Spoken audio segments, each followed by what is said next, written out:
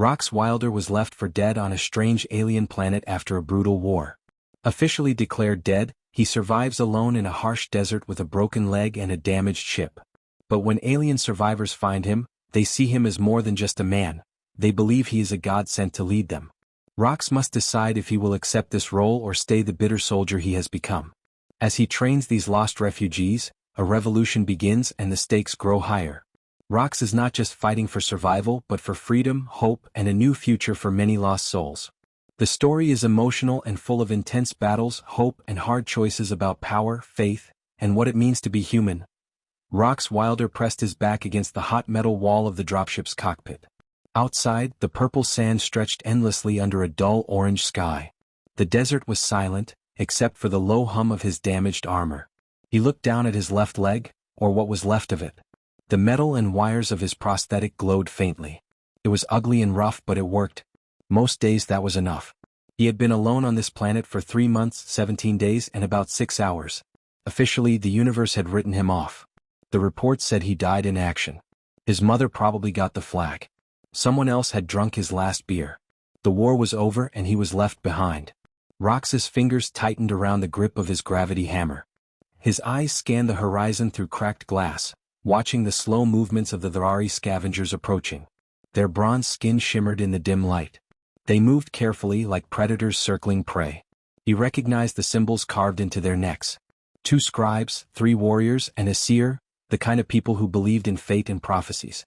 "Looks like they're back for more," Rox muttered, voice rough through the speakers on his helmet. The Thari were scholars, but they scavenged like pirates. They were searching the wreckage of Rox's crashed dropship, which he had long since renamed the Coffin. It was a sad name but fitting. The ship was held together by scavenged parts, hope, and enough duct tape to build a small space station. Rox smiled, but it was not a friendly smile. He had learned the hard way not to trust anyone out here. The Thari didn't expect him to be alive, but he was. And he was angry. He triggered a small mine buried in the sand. It exploded with a sharp blast, throwing the scavengers off balance. Then Rox rolled out, hammer raised, voice booming. "Evening, folks. Beautiful night for a robbery, isn't it?" His rifle spit fire and the first Thari dropped. The others scrambled for cover, firing plasma bolts that sizzled through the air. One of the warriors tried to flank him, but Rox knew the terrain better. He moved fast like a shadow. Then the seer did something strange. He stopped fighting and stared at Rox with eyes pure white. "Sir," he whispered, "the returned flame walks among us." Rox paused. That was a mistake. A plasma bolt tore through his shoulder. He cursed loudly, spinning to put a bullet in the attacker's chest. Then he turned back to the seer. "What did you call me?" But the seer was already on his knees, hands pressed to the sand. The scribe stood frozen, staring at Rox as if he were a god come down from the stars. "Zoro Kelra," the seer said, his skin shifting to gold. "The god of retribution, the flame that burns in the darkness." Rox looked down at himself. His armor was a patchwork of human and alien tech, scarred and bloodied. His prosthetic leg hummed softly. His voice sounded mechanical and fierce. It was a voice that could belong to a god if you believed in such things. "Is that some kind of insult for humans?" Rox snapped. The seer's golden skin glowed brighter. "You are the one the prophecy spoke of. The warrior who will lead us into a new age." Rox shook his head. "I'm just a soldier. A good one maybe. But I'm no god. I just want to go home." The Thari looked at him with hope. They were young, worn down by war and loss. Their weapons were salvaged, their clothes patched. But their eyes burned with belief. Rox thought about his own past, the battles, the pain, the people he'd lost. They wanted to believe. He wanted to believe too, but the universe had not been kind. "Well," he said slowly, "let's say I'm this Kelra guy. What exactly do you want me to do?" The seer, Rinjas, smiled like he had all the answers. The scribes, V and N, finished each other's sentences like one mind in 2 bodies. They told Rox about the shattered Thari world, broken by war and chaos. Their home planet burned, their fleet scattered. The survivors were lost, hunted, desperate. Curus 9 was a dumping ground. No law, no hope, just warlords and scavengers. "The prophecy says one will rise," Rin explained. "A warrior of metal and flesh. One who will gather the faithful and bring freedom." Rox laughed bitterly. "You think that's me?" "You survived when others died," V said. "You fight like the old gods." Rox sighed. He'd heard stories about the Ari gods. Immortal, perfect, ruling from above. He was none of that. He was dirty, broken, angry. But I'll tell you what I am, Rox said, looking at the three hopeful faces. I'm a soldier. Soldiers don't leave people behind. He paused. If you want to follow me, learn how to fight like humans, then I'll teach you. But I don't lead sheep. I lead wolves. You fight hard, you never quit. Ren nodded. And if we do this? Become what you teach. Rox smiled, a real one this time. Then we'll show this rock what happens when you underestimate the people. Months later, Rox stood on the deck of a war barge called Eternal Dominion. A huge Thari warlord, the Crimson Prophet, lay dead at his feet. The warlord had been cruel and proud, but now he was just a corpse. Rox crushed the prophet's golden helmet in his fist. Your time is over, he said. The old gods are dead. There's a new one now. And he's pissed off. The barge's bridge crew stared in horror. Some prayed. Rox ignored them. He had a message to send. Using stolen alien technology, he broadcast a signal to every Thari stronghold. I am Rox Wilder, he said, the god of retribution. The breaker of chains. The revolution was beginning. The desert wind whispered outside the coffin-like dropship, carrying with it the dust of a world broken by war. Rox Wilder stood in the dim light of the Eternal Dominion's command deck, the weight of his new role pressing down on him like the armor he wore. The young Thari who now followed him moved quietly around the ship, their eyes filled with a mixture of hope and fear. They called him Zoro Kalra, a god, a savior. But inside, Rox still felt like the soldier left to die. Rin Joss, the seer with shifting gold skin, approached. His voice was steady but urgent. The Hollow Sky Stronghold is responding to our ultimatum. Grand Seer Maketh sends his regards, and a promise of what he plans to do to our corpses. Shira, Rox's second-in-command and former warrior caste commander, stood beside him. Her gray skin was heavy with mourning from the recent losses. 17 pages of threats with diagrams. He's detailed. Too detailed. Rox set down his rifle, worn and scratched from countless battles. Good. That means he's afraid. The Hollow Sky was a massive fortress built inside a hollowed asteroid, suspended by powerful repulsor rays high above the planet's surface. The docking bay was its heart, heavily guarded, heavily fortified. Thari warriors believed that's where any attack would come from. But they forgot the garbage chutes, Rox said, pointing to narrow maintenance ports on the tactical display. Tiny, barely big enough for a person. Connected to the waste system. They never expected anyone to crawl through alien sewage. Milo, the AI that had joined Rox's crew, hummed with quiet amusement. A brilliant plan, sir. Methodically stupid. Exactly. Rox smiled. Let's go surprise them. The assault began at 0300 local time. Rox moved belly-crawling through a maze of pipes and recycling conduits, filtering out the toxins and waste fumes with his armor's environmental systems. Shira's voice crackled over the comms, muttering prayers or curses in the old tongue. Rox couldn't tell which. Any sign of guards? He whispered. Minimal. Looks like no one thought the sewage was worth defending, Milo replied dryly. At a fork in the tunnels, Rox divided his team. Shira headed left toward the communications array, Rinjas took the right toward the power core, and Rox moved to the command center in the middle. They communicated silently, moving like shadows in a place that was anything but holy. Suddenly red alarms blared. Flashing lights flooded the corridors. Footsteps pounded, voices shouted orders in harmonic Thari tones. The fortress had noticed their presence. How long until they find me? Rox asked. 6 minutes.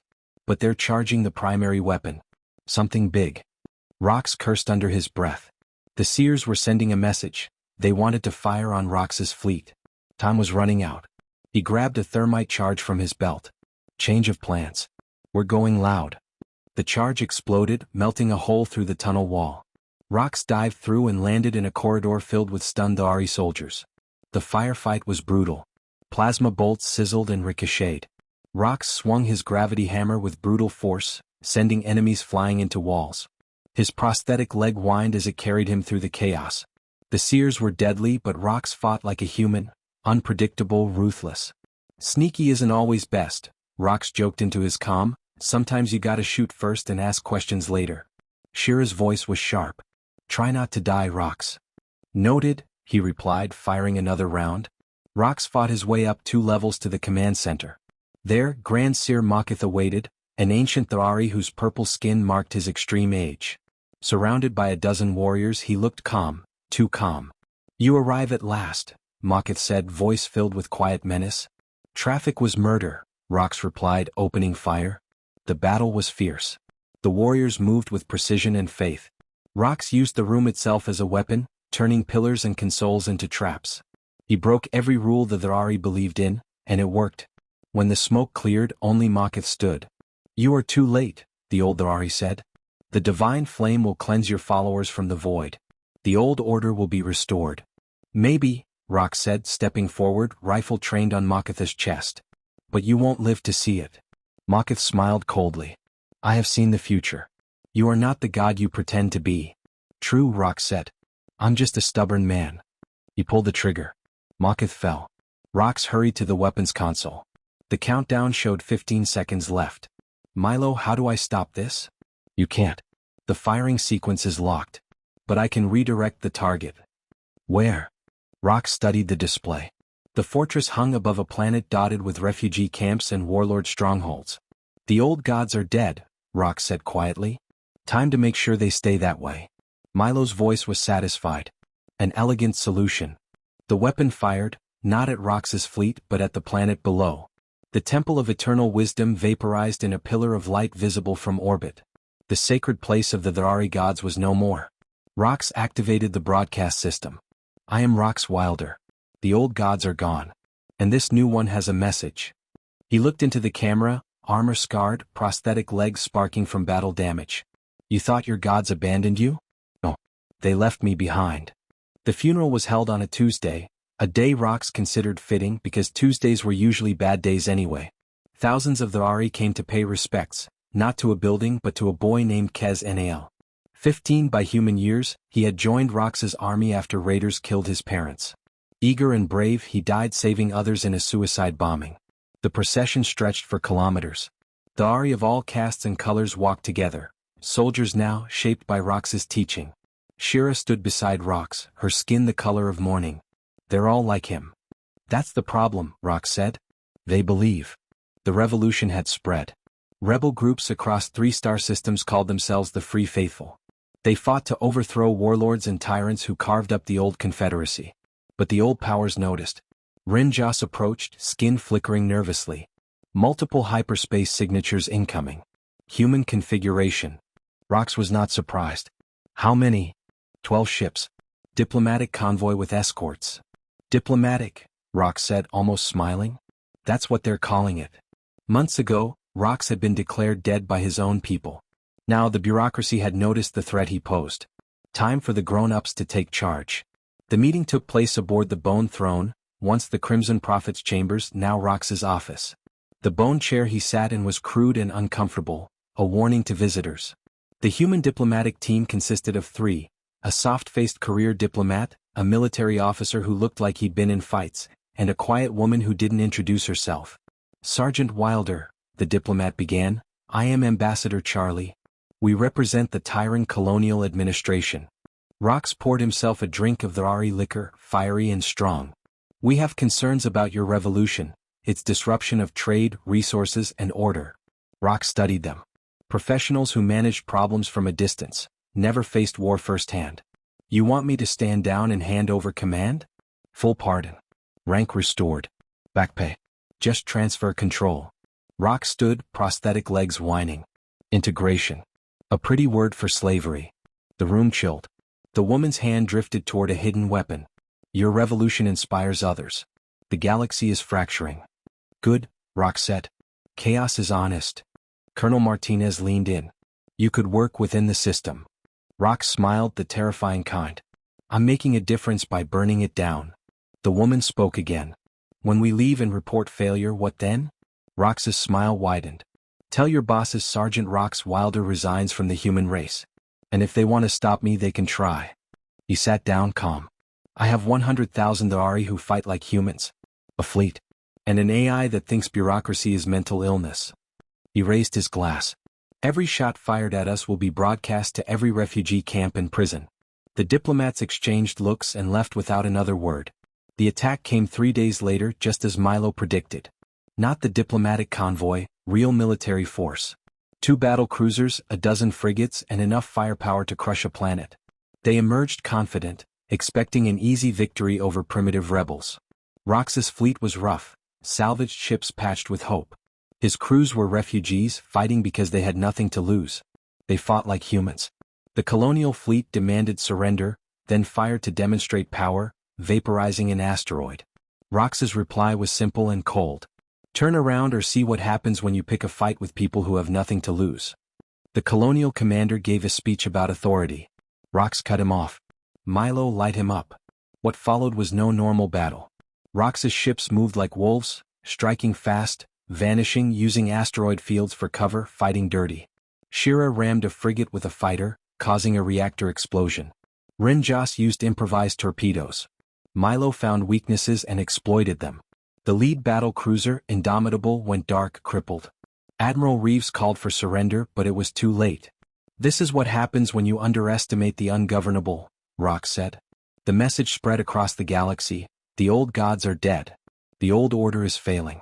A new one rises, built on the right to stand and fight for freedom. Rox Wilder sat in the bone throne, the ancient chair made from the ribs of the fallen Crimson Prophet. The room smelled of burnt metal and stale smoke. Outside the fortress windows, the stars flickered cold and distant. For a moment, Rox let himself rest, but only briefly. His mind was already turning to what came next. The galaxy was watching. Refugees, rebels, and outcasts had found hope in his words and his fight. The Free Faithful, as they called themselves, were rising across star systems. They were no longer just survivors. They were soldiers with purpose, willing to face impossible odds. But the powers that ruled the galaxy were uneasy. The colonial administration, the remnants of the old order, had sent diplomats and warships to shut Rox down. The offer of peace had been a thin veil over threats and ultimatums. Rox knew the truth. They wanted to crush the revolution before it spread like wildfire. His comms crackled. Rinjas's voice was low and tense. Multiple hyperspace jumps detected. Enemy fleet approaching. How many? Rox asked, rising from the throne, his prosthetic leg humming softly. 12 ships. They're coming fast. Rox looked out at the endless black, feeling the weight of thousands of lives depending on him. Get everyone ready. This is it. The battle that followed was unlike any Rox had seen. The enemy fleet was sleek, well-armed, and confident. They had the numbers, the technology, and the rules on their side. But Rox had something they didn't: desperation, hope, and the unpredictable spirit of humanity. His ships emerged from asteroid fields and debris clouds, attacking in coordinated waves. Fighters darted in and out, striking at weak points before vanishing. Shira led a daring attack, ramming an enemy frigate and detonating its reactor in a fiery explosion. Rinjas launched improvised torpedoes, each one carefully guided by Milo's advanced calculations. The AI's dry voice crackled through the comms. Their shields are weaker at specific frequencies. Targeting those now. Rox's heart pounded as he watched the enemy's formation break apart. The flagship, the Indomitable, went dark, drifting helplessly in space. A victory, but not without cost. Damage report. Rox barked. Shira's voice was steady but grim. Several ships lost. Many wounded. But we're holding. Rox nodded. Good. Prepare for their next move. The colonial forces were relentless. They regrouped quickly, determined to crush the rebellion once and for all. Rox knew this was just the beginning. Back on the bone throne, Rox addressed his people. His voice was steady, carrying the weight of command. We are fighting for more than survival. We fight for freedom, the right to live without fear, without chains. The old gods are dead. The old order is broken. Now we build something new. Rinjas stepped forward, his skin shimmering gold. The prophecy speaks of a leader born from fire and metal. You are that leader, Rox. You inspire hope. Rox shook his head. I'm just a soldier. But I'll fight to the last breath to protect those who believe in this cause. Days later, intelligence reports warned of a new threat. The colonial administration was preparing a devastating weapon, a stellar compression device capable of destroying entire star systems. Rox's eyes darkened. They want to end this permanently. The divine mandate, a massive orbital fortress, was their last stronghold. Rox prepared for the final stand. He looked around the command center. His crew, his family, hardened by battle and united by hope. Milo, Rox said softly, status report.